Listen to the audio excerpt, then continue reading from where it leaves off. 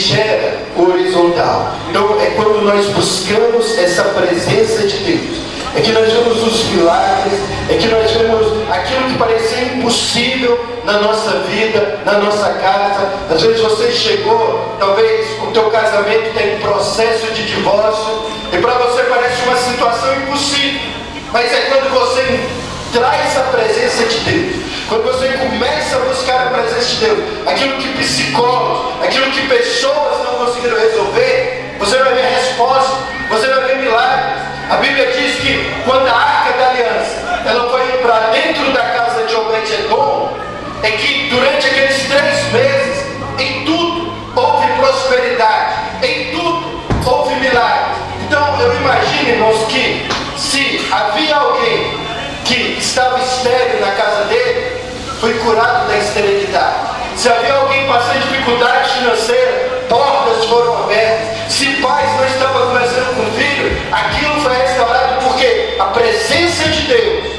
ela resolve o problema dos homens. Glória a Deus. Mas, irmãos, nós estamos vivendo um tempo em que cada vez menos nós temos visto na vida das pessoas esta presença de Deus. Cada vez menos nós temos visto na casa das pessoas essa glória de Deus. Às vezes, amados, quase não existe diferença entre uma pessoa do mundo, uma pessoa que diz que serve a Deus, uma pessoa que vem à igreja. Às vezes a pessoa anda em depressão, às vezes a pessoa vai andando em derrota. Por que isso? Sabe, eu vejo que aquilo que acontece na igreja brasileira vem muito daquilo que acontece na igreja americana. Então aquilo que é bom lá vem para cá, mas às vezes aquilo que é ruim também vem para cá. E na igreja dos Estados Unidos é uma igreja, em relação à música, você vê que as músicas que nós cantamos, a maioria veio de lá, impacta o mundo inteiro, forma de pregar e etc. Mas tem acontecido algo lá que é um esfriamento espiritual. A igreja atual nem se compara com a igreja da década de 70, de 80. Por que esse esfriamento? Você, estatisticamente falando, diz que lá agora só 20% frequenta a igreja, dos crentes, se diz crente, apenas 20%. E desses 20%, eles frequentam uma média de 3 vezes a cada 2 meses. No Brasil, irmãos, a média é 4 vezes por mês. Se a pessoa ela vem 4 vezes por mês, se ela vem um sábado, não, então já não vou vir comigo, porque criou essa média. Lá, a média, eles também não leem a Bíblia. Fizeram pesquisa, não lêem a Bíblia. Os que leem, eles leem uma vez por mês. Então eles não têm uma vida de oração, não têm uma vida de congregar, não têm uma vida de buscar o Espírito Santo. Muitos que frequentam a igreja lá têm crentes são. Eles não nasceram de novo. Estão na igreja, mas não nasceram de novo. E aí alguém falou lá que o grande inimigo da igreja cristã americana não são os grupos LGBT, não são os políticos e os juízes de esquerda, não são a mídia de esquerda, não são as clínicas abortistas que investem grana demais contra a igreja para desmoralizar a igreja, são bilionários. Ele falou, não é nada disso.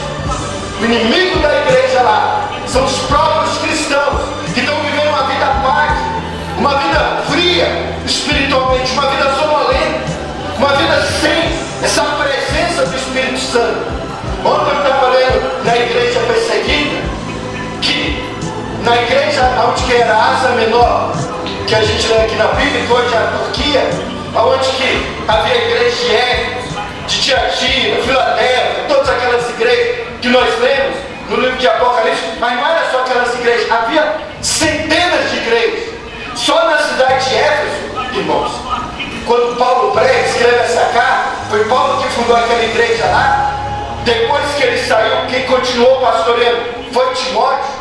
E chegou um tempo que quando João saiu da ilha de Patmos, ele foi congregar lá na igreja de Éfeso.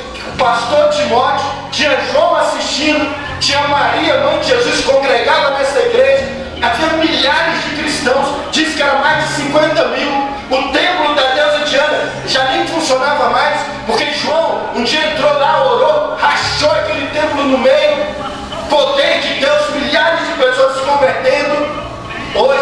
chega lá, não tem nem 1%, é 0,04% de cristãos. Nem 1%, 99,9% é praticamente 100%. São muçulmanos. Como que pode uma igreja tão poderosa, aquelas igrejas que eram o peso do cristianismo, ter acabado? Aí lá no artigo dizia, era perseguição dos muçulmanos, genocídio. Mas eu já tinha lido isso antes. Não foi só sobre os genocídios, porque depois os muçulmanos pararam de matar os cristãos, e eles falaram, ó, é permitido toda a religião aqui, mas pode ser budista, pode ser cristão, qualquer um. Mas quem não é muçulmano tem que pagar 50% de impostos e tudo. Como eles não eram cristãos verdadeiros, eles já tinham passado várias gerações, era filho dos filhos, só frequentava a igreja. O Deus dele era Mamon. Então sempre eu ganhar dinheiro, eu vou virar muçulmano, agora eu sou muçulmano. E se tornaram muçulmano. E hoje lá 99,99% são muçulmanos. Irmãos, o cristianismo acabou no berço do cristianismo. E esse é o perigo. Porque no livro de Juízes, capítulo 2, estou falando capítulo 20 não, capítulo 2, depois que Josué tinha morrido, aqueles pais que entraram na terra prometida, os mais idosos tinham morrido, uma geração tinha nascido, e a Bíblia diz que a nova geração, ela não conhecia a Deus. Uma geração nasceu que já não conhecia Deus. Isso é o perigo. Por isso que eu prego tanto sobre o Espírito Santo. Por isso que eu prego tanto sobre o poder de Deus, sobre os dons, sobre o povo, sobre ser renovado, irmãos. Às vezes, mensagem eu fui pregar numa igreja, o pastor falou, essas mensagens já não se prega mais. Ficou admirado. Tu está falando do Espírito Santo. Não lembro qual era o tema da mensagem, mas era algo desse teor, irmãos. Um dia desse eu preguei aqui no Tadel, quase a mesma mensagem que eu vou pregar hoje. Porque antes, no Antigo Testamento, a presença de Deus, ela se concentrava na Arca da Aliança, como eu ministrei semana passada. Hoje, nós somos o templo do Espírito Santo. Glória a Deus, Ele habita dentro de nós, irmãos. O Espírito Santo, Ele é Deus. Ele tem os atributos divinos. Ele é onisciente, é onipresente. Ele tem todo o poder. Ele está em todo lugar. E Ele é Deus, mas Ele também é uma pessoa. Ele não é gente, mas Ele é uma pessoa que tem sentimentos, que se entristece, que se alegra, que toma decisões, que fala, que ouve. E Ele esteve presente desde a criação. A Bíblia diz que em Gênesis 1, Deus criou os céus e a terra. A terra, porém, era sem forma e vazia. E o Espírito de Deus pairava sobre as águas. E aí presta atenção, a terra era sem forma e vazia. Havia um caos, mesmo que o Espírito Santo pairava sobre as águas. Então, uma pessoa, ela pode ter nascido de novo, ela pode ter o Espírito Santo dentro dela, mas ainda assim, a vida dela é um caos. Como a terra é. Foi quando Deus começou a falar, haja luz, é que ela começou a ter mudança. Porque o Espírito Santo, ele executa a vontade de Deus. Então, é quando você começa a viver a palavra, a declarar a palavra de Deus, que o Espírito Santo ele começa a agir. É quando você começa a ter essa comunhão com o Espírito Santo, irmãos. A Bíblia diz que Deus, no capítulo 2, Ele fez o homem, a sua imagem. Façamos o homem, a nossa imagem e a nossa semelhança. E sobrou nele o fôlego de vida. Aí o homem pecou, ele se afastou de Deus. Antes, o homem ele tinha um acesso direto com Deus, uma comunicação direta com Deus. Depois que ele pecou, a comunicação, ela começou a ser pontual. De vez em quando, Deus falava com um homem aqui, dentre todos os homens da terra. Ele falou com Abraão. Passava um tempo, falou com Moisés. Daqui a pouco, falou com Isaías. Daqui a pouco, falou com outro homem de Deus, mas não era todo o tempo, não tinha uma linha direta com Deus. Quando Jesus, ele morreu, e ele ressuscitou, que ele entrou, onde estavam os discípulos com medo, ele diz: Pai seja convosco. Shalom, Pai significa shalom, proteção, cuidado, conforto, prosperidade, segurança. Ele diz: Pai seja convosco. E soprou sobre eles o Espírito Santo. Quando o Senhor soprou sobre eles o Espírito Santo, essa palavra soprou é a mesma que é usada lá em Gênesis 2, quando Deus soprou sobre o homem o fôlego divino. Agora é o Espírito Santo nos trazendo uma nova vida. Nós nascemos de novo, nós temos uma nova criatura. E agora, irmãos, nossa comunhão com Deus, nossa comunicação com Deus, ela foi restaurada. Agora nós podemos falar com Deus em todo tempo, em todo lugar, a qualquer hora. Por quê? Nós temos o Espírito Santo. Glória a Deus. E o Senhor, ele diz aqui em João 14, ele diz: Eu rogarei ao Pai, e ele vos dará outro Consolador, para que esteja convosco para sempre. Glória a Deus, é para sempre, irmãos. Você nunca está sozinho. Uma pessoa que tem a consciência do Espírito Santo, ela nunca se sente sozinha. Ah, não tem ninguém comigo. Ah, todos me abandonaram. Não, você tem o Espírito Santo. Ele não te abandona. Ele está convosco para sempre. A Bíblia chama ele de Espírito Santo. Não é um sobrenome, é porque ele é santo. Chama do Espírito de Deus, Espírito de adoção, que clama dentro de nós: Abba, Pai. Nós temos um Deus, que é o nosso Pai, o Espírito Santo. Ele nos dá essa consciência que nós temos um Pai que clama dentro de nós: Abba, Pai. Irmão, você não é funcionário de Deus. Você não é um visitante, um funcionário que tem um chefe. Dependente de como ele faz, o chefe pode mandar embora. Uma pessoa que às vezes está dormindo na tua casa, dependendo do modo do dono da casa, ele pode mandar embora. A pessoa fica pisando em ovos. Mas Deus está falando: você não é funcionário, você não é visitante, você é filho. Você pode confiar no Senhor, você pode andar seguro. Há uma proteção, há um conforto. Você não está carente para ficar nos braços de outro homem. Você tem um Pai que cuida de você. Glória a Deus. Eu não sei qual a experiência que você tem com o Pai, irmãos. Talvez você não tenha um pai, ou você teve um pai mau. Você fala: tem experiência errada de pai. Mas Deus é um Deus bom. A Bíblia diz que ainda que a mãe que amamenta o seu filho, ela esqueça do seu filho, Deus jamais esquece de você, amado. Ele jamais te abandona. Você tem um Pai, o Espírito Santo dentro de você. Ele está lembrando que você é um filho, amado. Há um Espírito dentro de você que clama: Abba, Pai. Ele diz: é o Espírito da verdade que está convosco, que o mundo não tem, que o mundo não conhece. Ele te guiará em toda a verdade. Irmão, tem que ter uma diferença entre aqueles que servem a Deus e aqueles que não servem. É o Espírito da verdade que o mundo não tem, o mundo não conhece. Vós conheceis, e Ele vos guiará em toda a verdade, irmãos. Deus, Ele quer te guiar em tudo, irmãos, em tudo. Ele quer te guiar no teu casamento. Ele quer te guiar em relação aos teus filhos. Eu estava falando aqui na semana retrasada que às vezes o filho está chorando. Você pensa que é manha, mas talvez ele está sentindo uma dor. Às vezes você leva para o médico não sabe, não tem resposta. Mesmo aqui, médico, o Espírito Santo sabe. O Espírito Santo revela, irmãos. Às vezes você olha para a tua esposa chorando. Você pergunta: o que foi? Não, está tudo bem. Às vezes nem ela sabe, ou sabe e não quer falar. Mas o Espírito Santo sabe. Ele te ensina a ser um marido melhor. Ele te ensina a ser uma esposa melhor. Você que tem uma empresa que às vezes está afundando aí em dívidas, o Espírito Santo, amados, Ele sabe. Ele te ensina, Ele te guia. Hoje, na era da inteligência artificial, as pessoas perguntam tudo para a inteligência artificial. Eu vi que as pessoas hoje estão usando até a inteligência artificial como psicólogo, como terapeuta. Eles falam no perigo que é. A pessoa fala os problemas, a inteligência artificial fala: não é isso, é aquilo, você faz isso.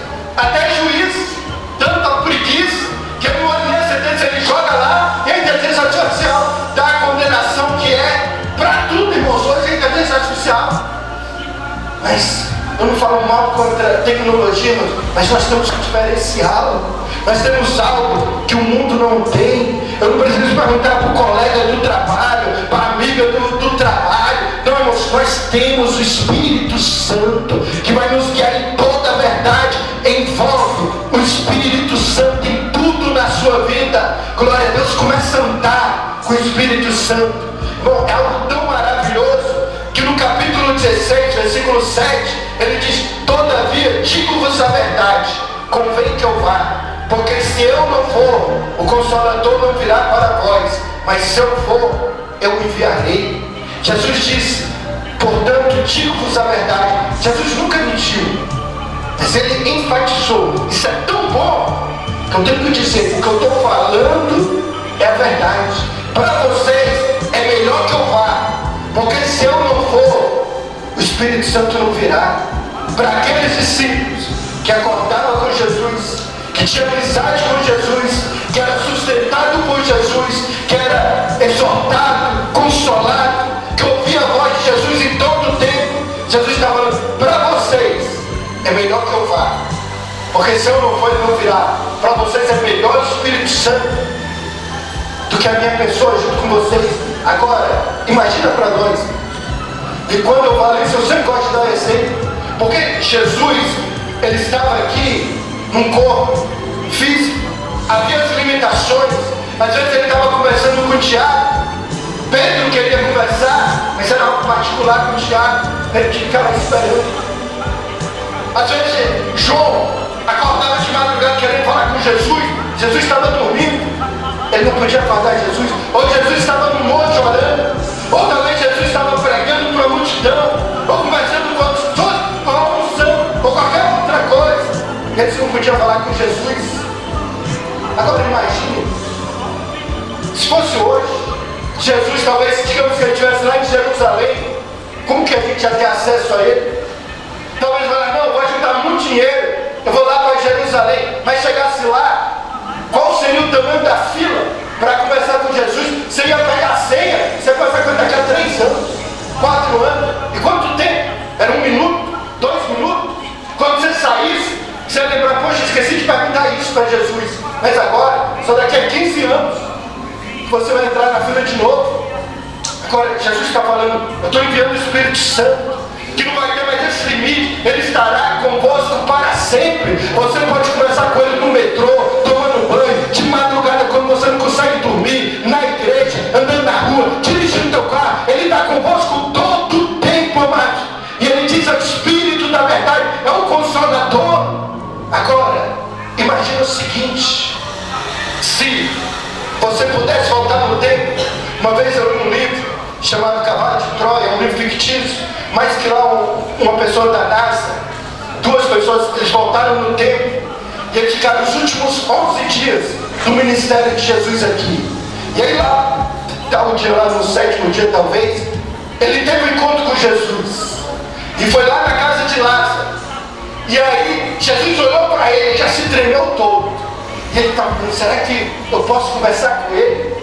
E em algum momento lá, ele estava lá fora, Jesus chegou e começou a conversar com ele. Bom, imagina você pudesse voltar no tempo e estivesse lá no meio dos discípulos, e de madrugada Jesus te acordasse e falasse: vamos dar uma volta na praia.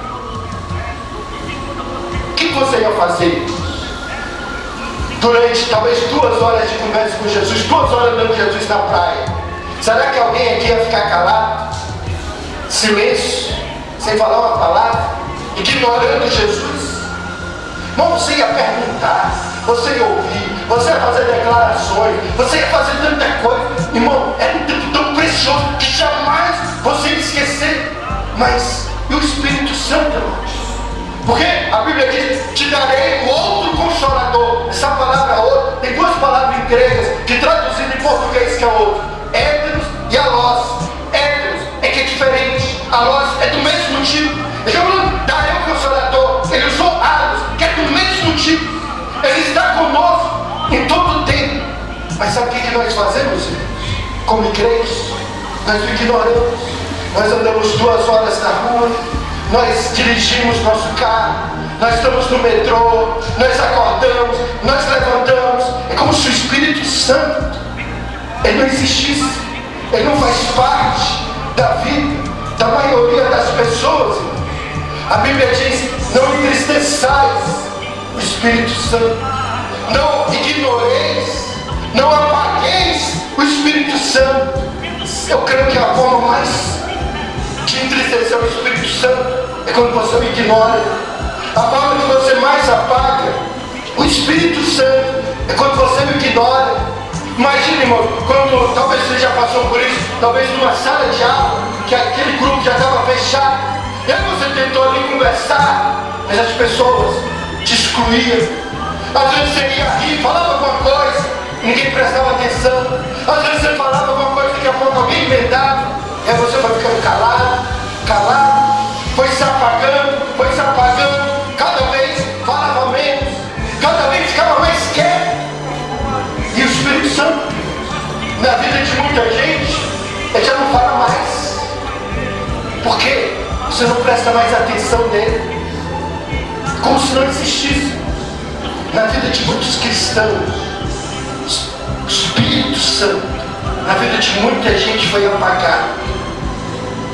Quando eu me converti, anos, irmãos, querendo me relacionar com o Espírito Santo, teve coisas que eu aprendi alguns 15 anos atrás, ou um pouco mais, como eu gostaria de ter aprendido antes.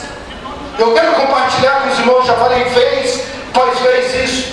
O Espírito Santo, ele é o Espírito. Deus, ele é Espírito. Então, dentro de nós, ele não fica na nossa mente, ele não fica no nosso corpo, ele habita dentro do nosso espírito. E o Espírito Santo, que habita dentro do nosso espírito, ele comunica com o nosso espírito, ele não comunica com a nossa mente. É por isso que lá em Provérbios, a Bíblia diz que o espírito do homem, ele é a lâmpada do Senhor. Quem já nasceu de novo, que tem o Espírito Santo dentro de si, o Espírito Santo é uma voz, o Espírito nosso é uma voz segura. Você pode ouvir o Espírito dentro de você. Agora, você tem que prestar atenção que às vezes você pensa que é você mesmo que está falando, porque o Espírito Santo, ele fala com o teu espírito, e o teu espírito fala com a sua mente. E às vezes você pensa: não, parece que sou eu. E se você não tem uma familiaridade com o Espírito Santo, você não ouve, você não presta atenção.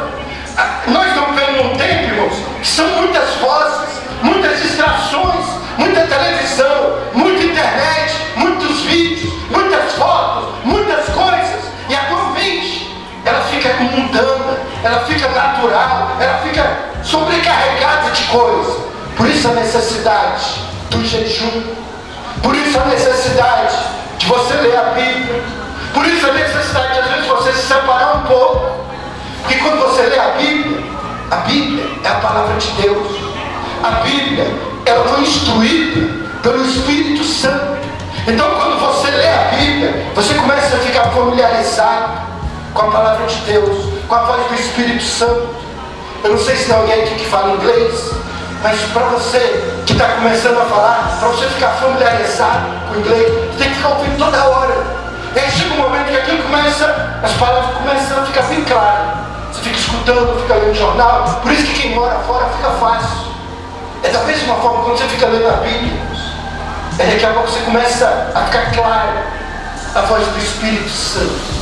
E aí você sabe que aquela voz, irmãos, é o Espírito Santo. Mas mesmo que você tenha familiaridade com a voz do Espírito Santo, você tem que seguir o crivo da palavra de Deus. Porque quando é a palavra de Deus, você pode falar com segurança. Por isso quando eu prego, a Bíblia diz isso, eu falo com autoridade. Mas quando eu digo, o Espírito Santo está me falando algo, irmãos, aí às vezes eu falo com outra autoridade. Porque às vezes eu falo assim: irmão, eu creio que o Espírito Santo, ele está nos dirigindo para isso.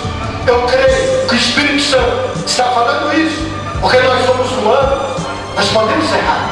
Quantas vezes eu errei? A primeira vez que Deus me deu uma visão na igreja, eu vi a igreja lotada, só que eu vi o povo virado de costas para o altar. E aí no meio do louvor lá, parou um pouco, eu levantei e entreguei a profecia. Falei: ó, Assim diz o Senhor, essa igreja vai encher. Não, irmãos, era o contrário.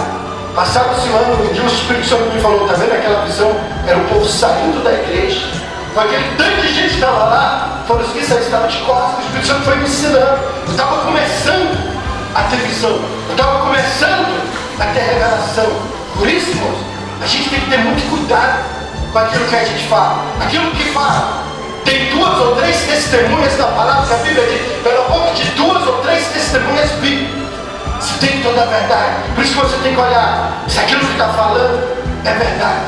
Mas você vai lendo a Bíblia, você vai ouvindo, e aquilo vai te dirigindo cada vez mais. A Bíblia diz, reconheça a Deus em todos os teus caminhos, e Ele o que? Endireitará as tuas veredas. É você reconhecer a Deus em todos os teus caminhos, irmãos. Em tudo que você for fazer. Você vai comprar algo, envolve Deus. Você vai vender algo, envolve Deus. Você vai conversar com uma pessoa, você envolve Deus. Uma vez eu ia colocar uma pessoa em algo aqui na igreja, eu já estava decidido em casa, tomei todas as decisões. Quando chegou no final do culto, que ele estava no canto, eu fui lá na direção dele. Quando faltava 3 passos, o Espírito Santo falou, para, não coloca ele nisso. Se eu tivesse colocado, teria tido prejuízo. Porque envolve a Deus em todos os teus caminhos, e Ele endireitará as tuas veredas. No dia do aniversário do irmão Vitor, a gente estava sentado numa mesa ali numa hamburgueria, e aí na mesa tinha aqueles negócios que, como é que chama? Labirinto. Lá tinha um labirinto. Eu já tinha visto na minha mente onde que chegava, todo mundo sentava na mesa, eu falava, sai daqui e chega aqui. A pessoa entrava aqui, errava, falava, errou, acabou. Mas podia voltar. A vida de muita gente é dessa forma. É um labirinto. Ele começa um negócio que veio de Deus, mas ele começa a fazer, ele começa a errar o caminho. Aí passa 2 anos, ele errou, eu vou começar de novo. Aí começa a ver o caminho errado, erra de novo, daqui a 3 anos, daqui a pouco ele decide, não, isso não é a vontade de Deus.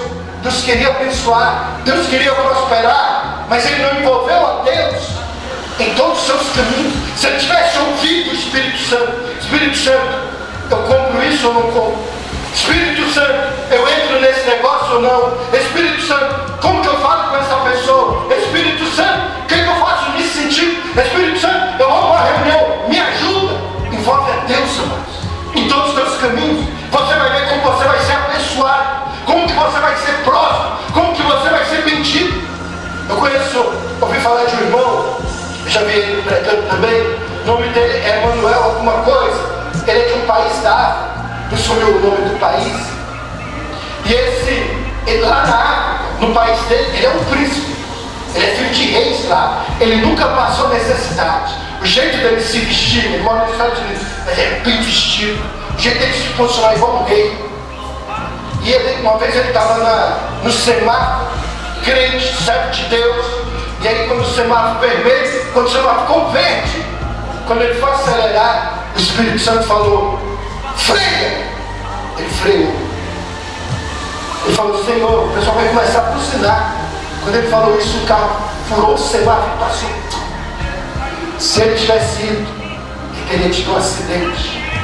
Ele falou que uma vez ele estava no aeroporto, que aí lá no aeroporto, ele chegou a vez dele, a atendente falou, não, você não, você de trás. Ele foi mandando as pessoas de trás. Ele foi o último. Quando chegou na vez dele, a atendente falou, tá cheio. Você vai ser levado para outro voo. Quando subiu a ira dele, ele pensou até que era racismo, mas ele se portou ali como um príncipe. Mas quando ele ia falar algo, o Espírito Santo falou, quer? Cala. Ele calou. Sentou, esperou, abriu a Bíblia dele e ficou sentado. Aquele voo caiu. Todos morreram. Se ele não tivesse ouvido o Espírito Santo, ele teria morrido. Uma vez, eu vi de um pastor que morreu num voo desse também. E aí passaram-se anos, era um pastor muito cheio do Espírito Santo. E aí um outro pastor foi lá na casa dele depois de muitos anos. Queria saber como um homem que tinha comunhão com Deus não ouviu o Espírito Santo. E aí conversando com a esposa dele falou, o Espírito Santo acordou ele de madrugada. Ele sentiu todos os sinais vermelhos, porque a Bíblia diz que a paz é o árbitro das nossas decisões. Era o sinal vermelho, não vai. E ele falando, eu não sei, esposa, mas algo está dizendo para eu não ir. Quando chegou 5 horas da manhã, ele sentado na cama, o Espírito Santo falando com ele, não vai nesse voo. Ele falou para a esposa, o Espírito Santo está falando para eu não ir, mas eu vou. Não sei o que é, mas eu tenho que ter um compromisso, eu tenho que chegar lá na outra parte do país, tal horário, para essa reunião. Ele foi, ele morreu. Começa a ouvir o Espírito Santo. Começa a ser dirigido pelo Espírito Santo. O ministério de Jesus era guiado, era dirigido pelo Espírito. Jesus nasceu pelo poder do Espírito Santo. Quando José, ele pensou em largar Maria, porque pensou que tinha sido traído de noite, o anjo do Senhor apareceu para ele e disse, José, não temas receber Maria como tua esposa, porque o que dela foi gerado foi pelo poder do Espírito Santo. Jesus foi gerado pelo Espírito Santo. Quando o ministério dele começou, depois que ele foi batizado nas águas, veio o Espírito Santo sobre ele. E só depois o ministério dele começou. Ele mesmo disse, eu fui ungido pelo Espírito Santo para pregar o Evangelho aos pobres, para curar os enfermos, para fazer tal coisa. Ele foi ungido pelo Espírito Santo. Paulo disse, o reino de Deus, ele não é comida e nem bebida, mas é paz, justiça e alegria no Espírito Santo, irmão. Glória a Deus, é alegria, é paz. Nós temos o Espírito Santo, amados. É uma alegria que nós temos, que é de dentro. Não importa o que está acontecendo do lado de fora, nós somos controlados, nós somos dirigidos não por aquilo que está do lado de fora. Não é aquilo que está do lado de fora que controla aquilo que nós sentimos, é aquilo que está dentro de nós. É o Espírito Santo que dirige a nossa vida e dirige aquilo que está do lado de fora. Tiago diz, tende por motivo de grande alegria o passar por tribulação. Paulo diz, eu aprendi, e nós podemos aprender a estar contente em toda e qualquer situação. Eu aprendi a ser contente quando eu estou passando por abundância, por grande bonança, mas também por escassez. Paulo, ele estava alegre no tempo de bonança, mas ele também estava alegre quando ele estava dentro de uma cadeia romana, trancada com os pés, com as mãos, trancado numa cadeia cheia de dejetos, cheia de ratos, cheia de baratas. Ele estava feliz. Por quê? A alegria dele era dentro. Nós temos o Espírito da alegria, fruto do Espírito. A alegria do Senhor é um fruto do Espírito. Deus, ele é um Deus alegre. A Bíblia diz que Deus, ele ri dos seus inimigos. É o nosso Espírito. Você poder rir no meio das tribulações, de você rir no meio das provas. A doença chega, você está rindo, porque você sabe que aquela doença vai ser um meio do Senhor, do nome do Senhor ser glorificado, porque a cura vai chegar na tua vida. A escassez chega, você começa a rir do diabo, porque você sabe que vai chegar a bonança, vai chegar a prosperidade, vai chegar a bênção do Senhor sobre a sua vida. Há uma alegria, amado, que o mundo não entende. Alegria que vem de Deus. Esse mundo é um mundo triste. Eu estava vendo uma escritora numa entrevista, Clarice Lispector, e ela falando, desde quando eu me entendo de gente, eu sou triste. Em mim há uma tristeza perene. Eu fui ver os comentários, as pessoas falando, que tristeza bonita. As pessoas se identificam com ela, ela vendeu muitos livros, porque as pessoas falam, ela é triste, eu também sou triste, e ela só fala da minha tristeza. As pessoas ouvem Renato Russo, porque ele fala de tristeza. Ele diz, um anjo triste vem para perto de mim. É um demônio que vem para perto, mas que está perto, está dentro. E as pessoas falam, como se identifica?